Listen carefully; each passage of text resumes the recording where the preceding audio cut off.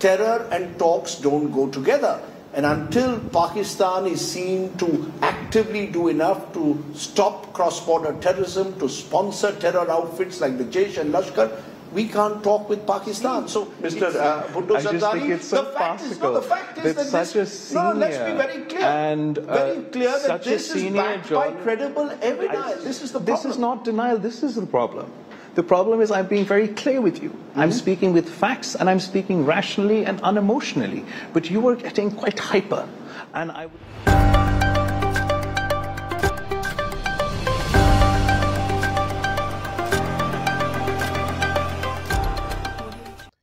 السلام علیکم ناظرین، میں ہوں انیب وسیم اور آج کے ولاگ میں آپ کو خوش آمدید کہتا ہوں۔ پاکستان کے وزیر خارجہ بلاول بھٹو زرداری گوا میں تھے، جہاں ان کی اہم مصروفیات رہیں، اہم ملاقاتیں رہیں۔ وہیں ایک بہت اہم انٹرویو انہوں نے انڈیا ٹوڈے کو بھی دیا۔ اس سے پہلے کہ اس انٹرویو پہ بات کروں، آپ کو یہ بتاتا چلوں کہ میں بلاول بھٹو زرداری کا بہت بڑا نقاد رہا ہوں۔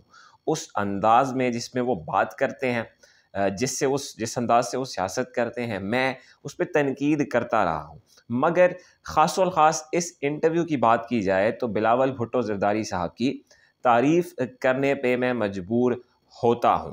مگر نوٹنگ آل دس، سیئنگ آل دس، کچھ اعتراضات بھی ہیں جو کہ میں اس انٹرویو کے بعد بلاول بھٹو زرداری صاحب پہ اٹھانا چاہوں گا۔ آپ کو داد دینی پڑے گی کہ اس انٹرویو میں بلاول بھٹو زرداری صاحب نے صحافی کو چاروں شانے چت کیا ہے، جہاں صحافی کی کوشش رہی ہے کہ وہ بلاول بھٹو زرداری کے اوپر سے آئیں، بلاول بھٹو زرداری ان کے اوپر سے آئے ہیں اور انتہائی کمپوزڈ، انتہائی ڈائنامک، انتہائی فیئرلیس دکھائی دیے ہیں۔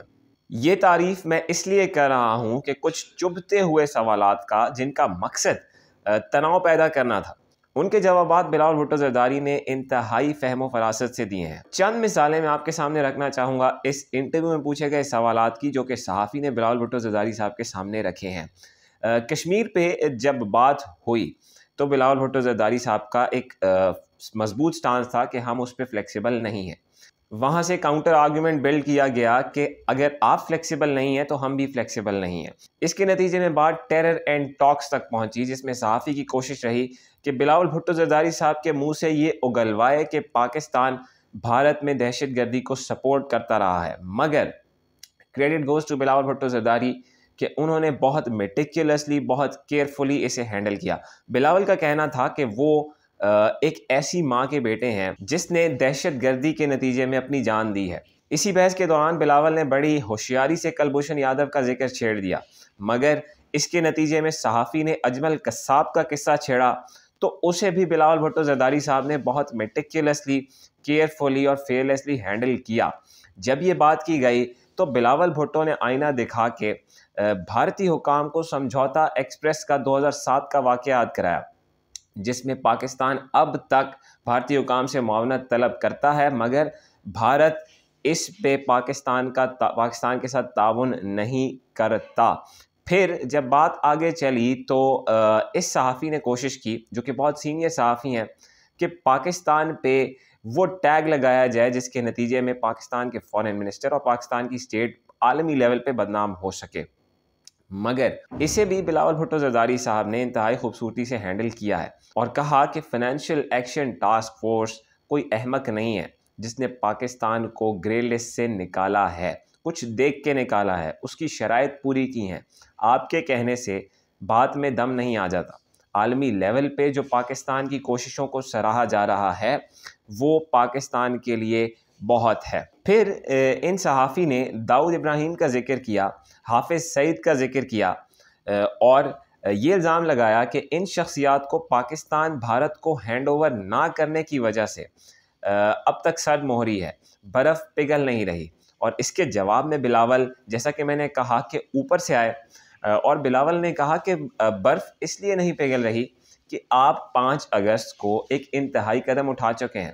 کشمیر میں آپ اس کے ڈیموگرافکس کو چینج کرنے کے لیے ایک انتہائی قدم اٹھا چکے ہیں، یہ بنیادی وجہ ہے کہ برف نہیں پگھل رہی۔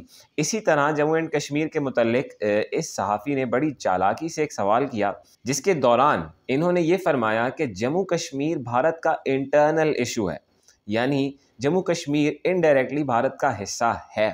تو اس پہ بلاول بھٹو زرداری صاحب نے انتہائی دلچسپ جواب دیا اور کہا کہ you appear to be an uneducated individual, یعنی بظاہر آپ چیزوں سے نا آشنا دکھائی دیتے ہیں۔ عالمی قانون کے ذکر ہوا، یونائٹڈ نیشنز کی قراردادوں کا ذکر ہوا، اور جہاں اس صحافی کا کام تھا کہ بلاول بھٹو زرداری کو پریشان کرے، وہاں بلاول بھٹو زرداری کی داد دینی پڑے گی کہ پریشان ہوئے بغیر فیئرلیسلی انہوں نے ان صحافی کو پریشان کر دیا تھا اور خود مسکراتے ہوئے دکھائی دے رہے تھے۔ مجھے اس انٹرویو کی جو سب سے اچھی چیز لگی وہ یہ تھی کہ بلاول بھٹو زرداری نے گوا کی سرزمین، بھارت کی سرزمین پہ وہاں کے ایک تگڑے صحافی کو آئینہ دکھاتے ہوئے ایک بڑی دلچسپ میٹافر استعمال کی، بڑی دلچسپ اصطلاح استعمال کی، اور وہ تھی انفارمیشن ڈیفیسٹ، جس سے انہوں نے باور کرانے کی کوشش کی کہ آپ کے پاس جو معلومات ہیں وہ یا تو کم ہیں یا غلط ہیں۔ بظاہر ایسا لگا کہ بلاول بھٹو زرداری نے اس انٹرویو کو کانکر کر لیا ہے، اور اس صحافی کو، جسے بھارت میں چند لوگ اکنالج کر رہے ہیں، مگر حقیقت یہ ہے کہ آپٹیکلی بلاول بھٹو زرداری نے اس انٹرویو میں ان صحافی کو آؤٹ مینوور کر دیا ہے۔ Composed, calm, fearless and dynamic Bilawal Bhutto Zardari from Goa is now coming back to Pakistan, and let's see کہ آگے بلاول بھٹو کی کیا مصروفیات ہیں۔ جہاں تعریف کر رہے ہیں تو وہیں کچھ ریزرویشنز بھی ہیں، اور ان ریزرویشنز میں سر فہرست یہ ہے بلاول بھٹو زرداری صاحب سے مخاطب ہوتے ہوئے کہ جب آپ عالمی لیول پہ اتنے اچھے طریقے سے پاکستان کا بیانیہ بنا لیتے ہیں تو سرزمین پہ آتے ہی آپ کو کیا ہو جاتا ہے؟ پاکستان میں بھی انسانی حقوق کے پرخچے اڑائے جا رہے ہیں، ہیومن رائٹس وائلیشنز اپنے پیک پہ ہیں، پاکستان کے موسٹ پاپولر لیڈر کی پارٹی کو سفاکیت اور بربریت کا نشانہ بنایا جا رہا ہے، بدترین انداز سے ٹارگٹ کیا جا رہا ہے۔ عالمی لیول پہ جب آپ اتنے اچھے سے بات کر لیتے ہیں تو لوکل لیول پہ آپ ہیومن رائٹس وائلیشنز کے خلاف بات کیوں نہیں کرتے؟ ان زیادتیوں کے خلاف بات کیوں نہیں کرتے جو پاکستان کی سب سے پاپولر پولیٹیکل پارٹی کے لوگوں پہ ان کے ساتھ کی جا رہی ہیں؟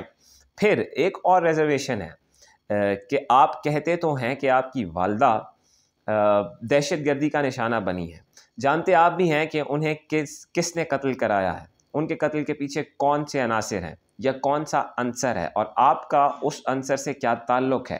مگر جب آپ پاکستان واپس آتے ہیں تو آپ نہ جانے کیوں اس پہ بات نہیں کرتے۔ باہر تو آپ بی بی کی شہادت کو پورٹرے کرتے ہیں، مگر ملک کی سرزمین پہ آنے کے بعد نہ جانے آپ کو کیا ہو جاتا ہے۔ تو تھوڑا سا جگرا پاکستان میں بھی دکھائیں اور عمران خان کو نشانہ بنانے کی بجائے ان عناصر پہ بھی بات کریں جو کہ عمران خان کو نشانہ بنا رہے ہیں۔ البتہ واپس انٹرویو پہ آتے ہیں۔ ایک اچھا انٹرویو دیا ہے، ایک بڑا جاندار انٹرویو دیا ہے، 20 سے 21 منٹ کا انٹرویو ہے، آپ اسے انڈیا ٹوڈے کی یوٹیوب پہ جا کے دیکھ سکتے ہیں۔